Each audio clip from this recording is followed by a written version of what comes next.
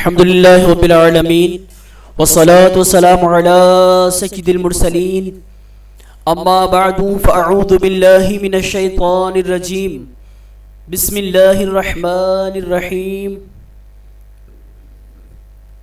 السلام علیکم ورحمۃ اللہ وبرکاتہ۔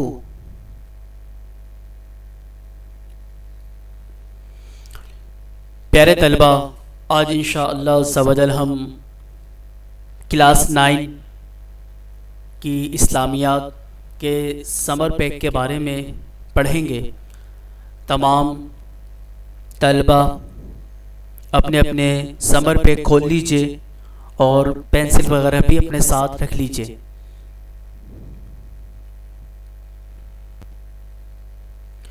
پیارے طلبہ، آئیے علم اضافے کی دعا پڑھ لیتے ہیں۔ یہ دعا پڑھنے کی برکت سے انشاءاللہ عز و جل آپ کے علم میں اضافہ ہوگا۔ یہ دعا پڑھنے کا معمول بنائیں، روزانہ نمازوں کے بعد یہ دعا پڑھیں، انشاءاللہ عز و جل آپ کے علم میں اضافہ ہوگا۔ پڑھیے، الصلاۃ والسلام علیک یا رسول اللہ وعلی آلک واصحابک یا حبیب اللہ، رب زدنی علما رب زدنی علما رب زدنی علما۔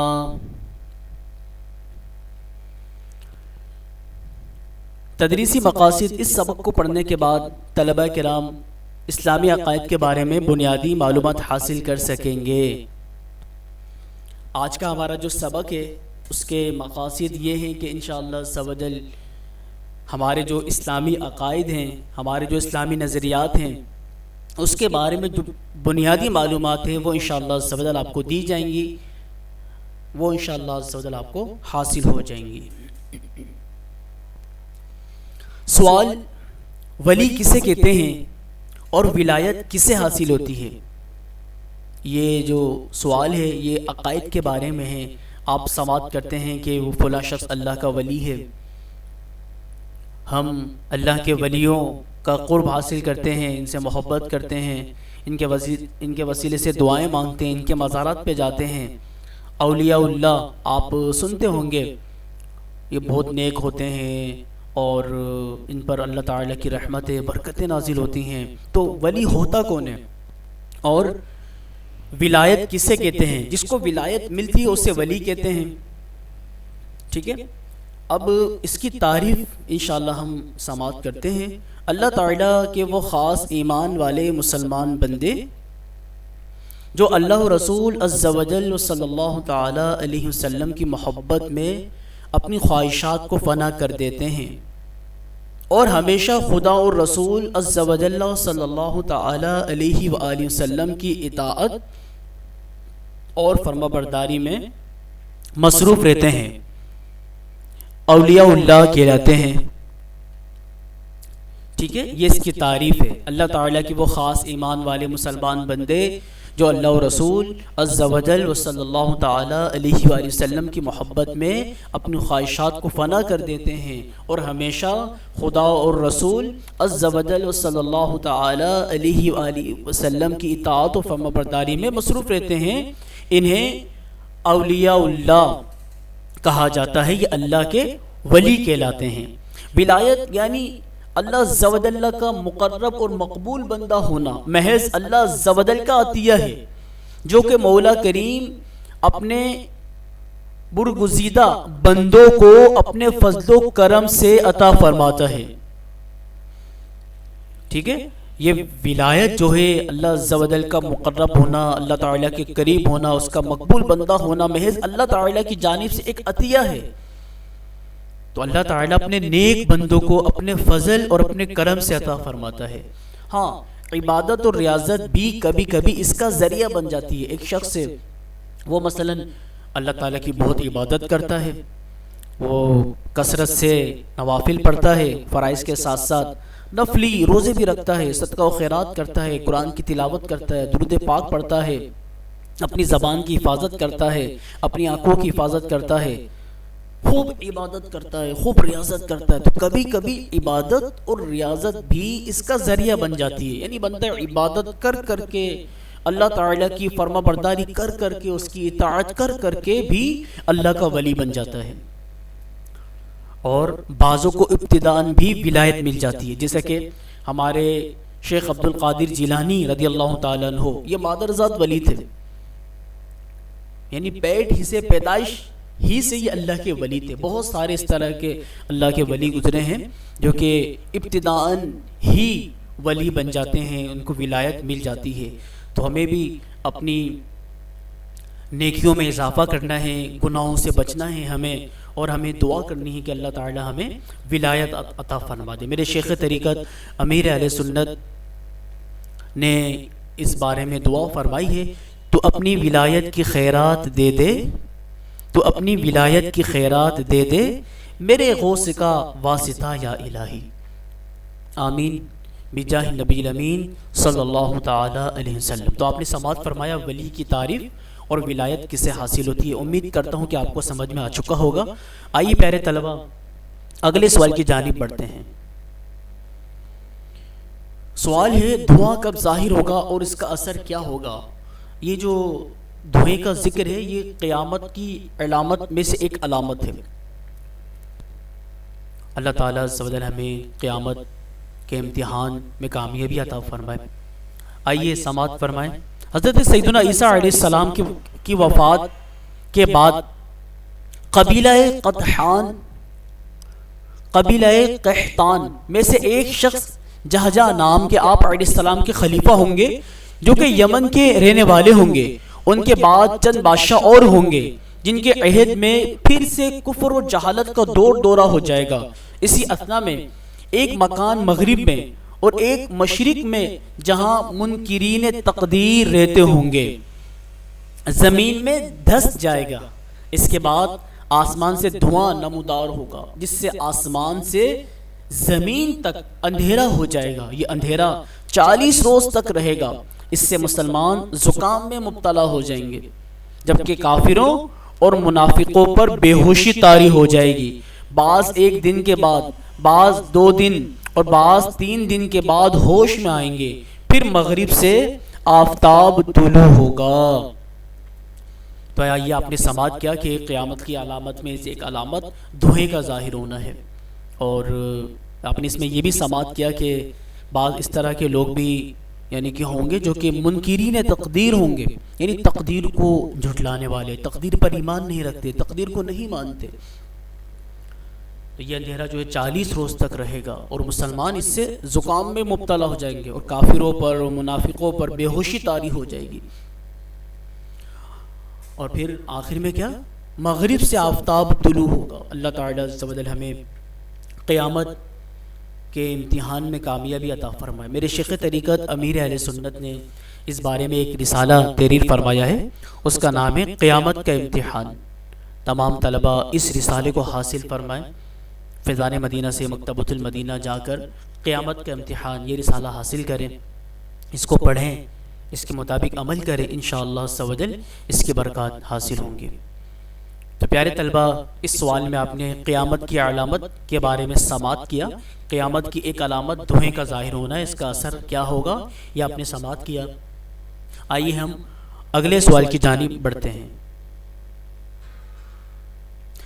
سوال تقدیری امور میں بحث کرنا کیسا ہے؟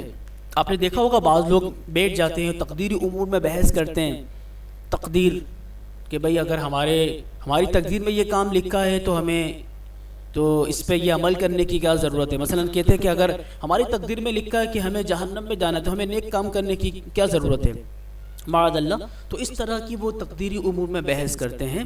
آئیے اس بارے میں ہمارا اسلام، ہماری شریعت، ہمارے علماء ہماری کیا رہنمائی کرتے ہیں، اس میں سماعت کرتے ہیں۔ تقدیر ایک گہرے سمندر کی مانند ہے جس کی گہرائی تک کسی کی رسائی نہیں۔ ٹھیک ہے، تقدیر جو ہے نا یہ ایک گہرے سمندر کی مانند ہے جس کی گہرائی تک کسی کی رسائی نہیں، کوئی اس گہرائی تک پہنچ ہی نہیں سکتا۔ یہ ایک تاریک راستہ ہے جس سے گزرنے کی کوئی راہ نہیں۔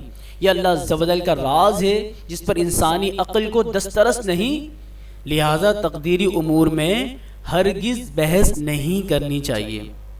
تو پیارے طلبہ اس کا خلاصہ کلام یہ ہے کہ تقدیری امور میں ہمیں بحث نہیں کرنی چاہیے۔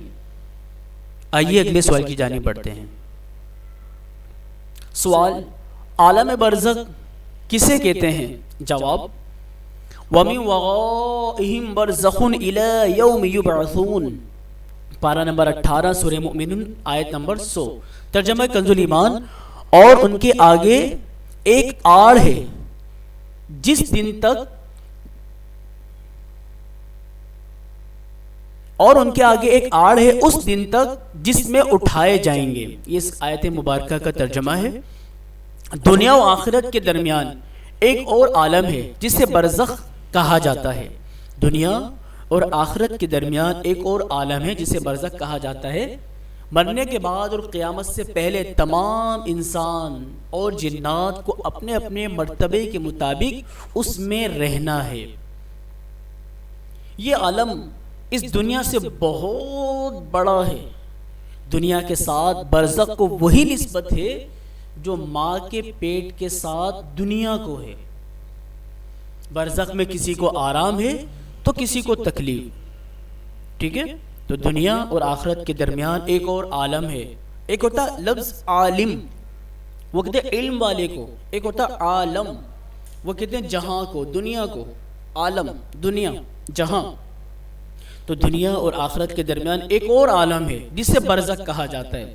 تو مرنے کے بعد اور قیامت سے پہلے، یعنی اگر ہم جب مر جاتے ہیں تو قیامت سے پہلے ہمیں عالم برزخ میں رہنا پڑتا ہے۔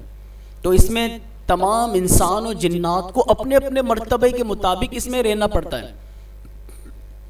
یعنی جس طرح کہ اس نے دنیا میں عمل کیے ہیں اسی کے اعتبار سے اس کا درجہ ہوتا ہے، اس کے ہی اعتبار سے اس کا مرتبہ ہوتا ہے عالم برزخ کا۔ اور یہ عالم اس دنیا سے بہت بڑا ہے۔ تو دنیا کے ساتھ برزخ کو وہی نسبت ہے جو ماں کے پیٹ کے ساتھ دنیا کو ہے۔ برزخ میں کسی کو آرام ہے تو کسی کو تکلیف۔ اللہ تعالیٰ عز و جل سے ہمیں دعا کرنی چاہیے کہ اللہ تعالیٰ ہمارا خاتمہ بالخیر فرمائے، ہمیں نیکیوں پر استقامت نصیب فرمائے، ہمیں ایمان پر ثابت قدمی نصیب فرمائے، ہمیں عالم برزخ میں سکون اور چین نصیب فرمائے۔ یہ ہمیں دعا کرنی چاہیے۔ دعا کے ساتھ ساتھ ہمیں دعا بھی کرنی ہے۔ دعا یہ کہ ہمیں اپنے نیک اعمال کو بڑھانا ہے، ہمیں گناہوں سے بچنا ہے، ہمیں کثرت سے نمازیں پڑھنی ہیں، کثرت سے قرآن کی تلاوت کرنی ہے، درود شریف پڑھنے ہیں، نیک لوگوں کی محفل میں جانا ہے۔ جیسے دعوت اسلامی آپ کے سامنے ہے، نیک لوگوں کی محفل ہے، دعوت اسلامی کی اجتماعات میں جائیں، ممکنہ صورت میں مدنی قافلے میں سفر کریں، مدنی انعامات پر عمل کریں۔ انشاءاللہ سبحانہ ہم اس دنیا میں رہ کر اپنی قبر کی، اپنی آخرت کی ہم تیاری کرنے میں انشاءاللہ کامیاب ہو جائیں گے۔ پیارے طلبہ، آپ نے اس سوال میں سماعت فرمایا عالم برزخ کے بارے میں۔ آئیے ہم اب چلتے ہیں اگلے سوال کی جانب۔ سوال، حضرت سیدنا امام مہدی کون ہیں؟ جواب، حضرت سیدنا امام مہدی رضی اللہ تعالیٰ عنہ 12 اماموں رضوان اللہ علیہم اجمعین میں سب سے آخر امام اور خلیفۃ اللہ ہے۔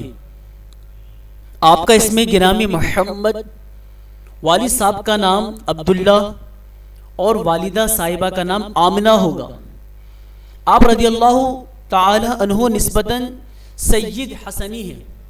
حضرت سیدہ بی بی فاطمۃ الزہرا رضی اللہ تعالی عنہ کی اولاد سے ہوں گے، اور مادری رشتوں میں حضرت سیدنا عباس رضی اللہ تعالی عنہ سے بھی آپ رضی اللہ تعالی عنہ کا کچھ تعلق ہوگا۔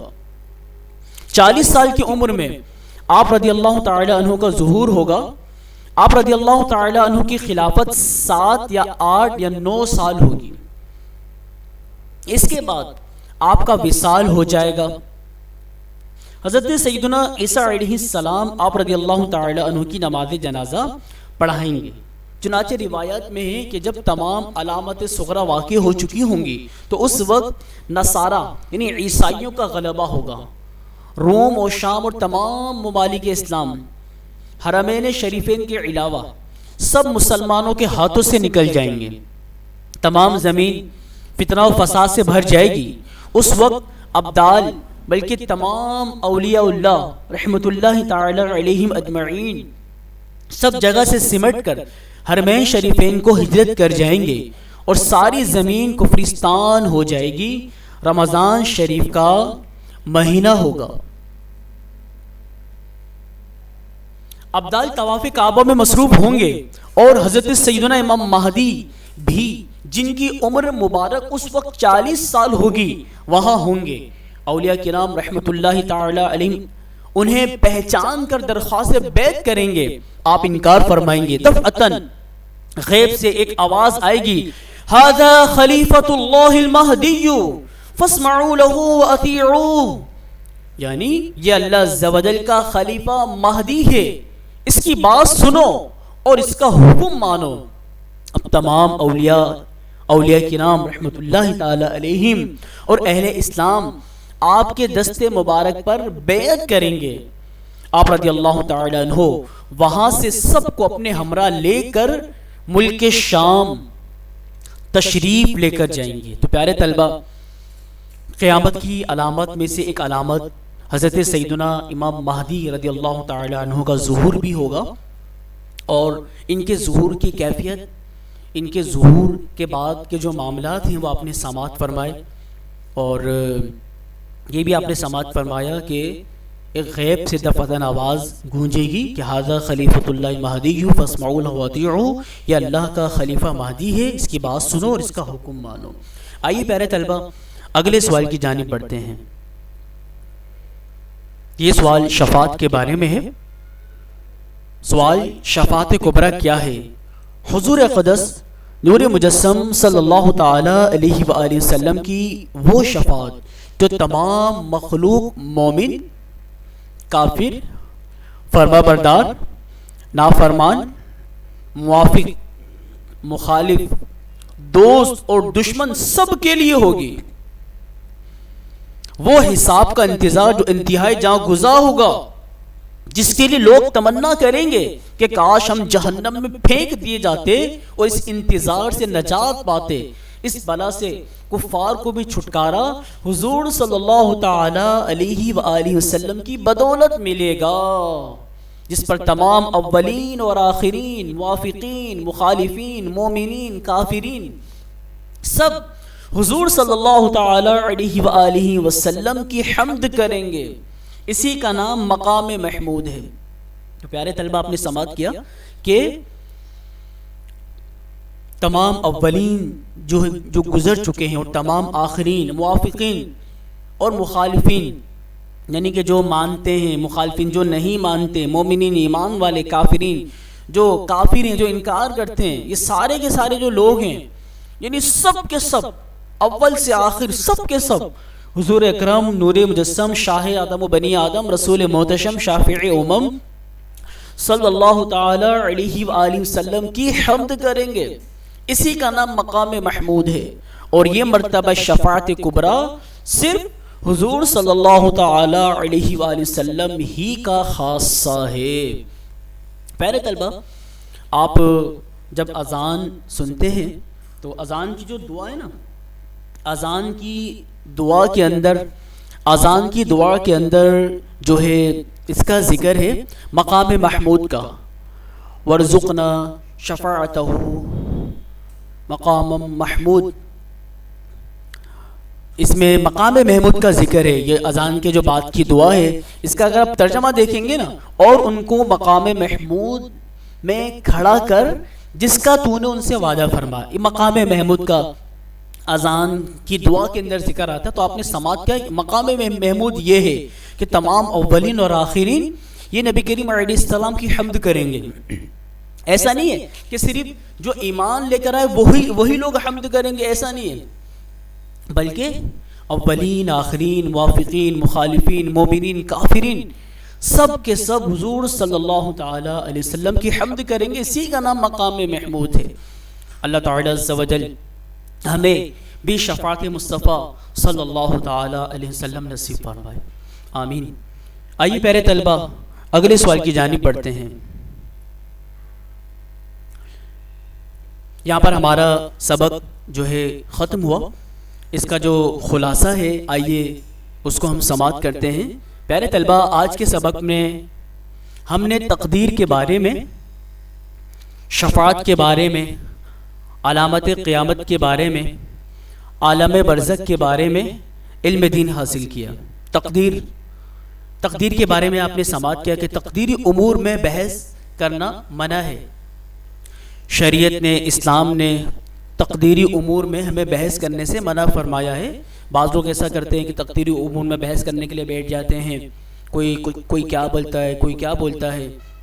تو تقدیری امور میں بحث کرنا منع ہے۔ بہار شریعت میں بھی تقدیری امور میں بحث کرنے سے منع کیا گیا ہے۔ پھر آپ نے شفاعت کے بارے میں سماعت کیا کہ شفاعت کبریٰ کیا ہے۔ آپ نے سماعت کیا کہ شفاعت کبریٰ نبی کریم صلی اللہ تعالی علیہ وسلم ہی کا خاصہ ہے۔ نبی کریم علیہ السلام کو یہ مقام محمود عطا کیا جائے گا۔ مقام محمود کیا ہے؟ تمام اولین، تمام آخرین، تمام وافقین، تمام مخالفین، تمام مومنین، تمام کافرین، یعنی جو ہمارے نبی کریم علیہ السلام کو مانتے ہیں وہ بھی، اور جو نہیں مانتے وہ بھی، سب کے سب حضور اکرم نور مجسم شاہ بنی آدم رسول محتشم شافع امم صلی اللہ تعالی علیہ وآلہ وسلم کی یہ حمد کریں گے، اور اسی کو مقام محمود کہا جاتا ہے۔ یہ شفاعت کبریٰ یہ نبی کریم علیہ السلام کا خاصہ ہے، اور اس کے اندر مقام محمود کا ذکر کیا گیا۔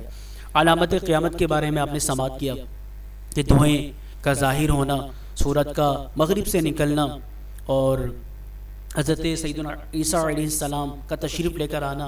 حضرت سیدنا امام مہدی رضی اللہ تعالی عنہ تشریف لے کر آئیں گے، اور غیب سے آواز گونجے گی کہ یہ ھذا خلیفۃ اللہ المہدی فاسمعوا لہ واطیعوہ، کہ یہ اللہ عز و جل کا خلیفہ مہدی ہے، ان کی بات سنو اور ان کی اطاعت کرو۔ اور پیارے طلبہ، آپ نے عالم برزخ کے بارے میں بھی اپنے سماعت فرمائے کہ عالم برزخ کیا ہوتا ہے۔ دنیا اور آخرت کے درمیان ایک اور عالم ہوتا ہے، دنیا اور آخرت کے درمیان ایک اور عالم ہوتا ہے جسے برزخ کہا جاتا ہے، اور یہ وہ جو عالم برزخ ہے یہ اس دنیا سے بہت بڑا ہوگا۔ یہ مرنے کے بعد، قیامت سے پہلے تمام انسان اور تمام جنات کو اپنے اپنے مرتبے کے مطابق، جیسا وہ دنیا کے اندر تھا، جیسا اس کے اعمال تھے، جس طرح اس نے زندگی گزاری، اس کے مطابق ہی اس کا درجہ ہوگا، اس کے مطابق ہی اس کا مرتبہ ہوگا، اس کے مطابق ہی اس کو آرام یا سکون اس کو دیا جائے گا۔ تو عالم برزخ کے اندر وہ رہے گا۔ تو عالم برزخ کے بارے میں آپ نے سماعت کیا، اور عالم برزخ کا جو ذکر ہے یہ قرآن پاک میں بھی موجود ہے۔ پیارے طلبہ، آئیے دعا کرتے ہیں کہ اللہ تعالی عز و جل ہمیں ان باتوں پر عمل کرنے کی توفیق عطا فرمائے۔ آمین بجاہ نبی الامین صلی اللہ تعالی علیہ وآلہ وسلم۔ جزاک اللہ خیرا۔ السلام علیکم ورحمۃ اللہ وبرکاتہ۔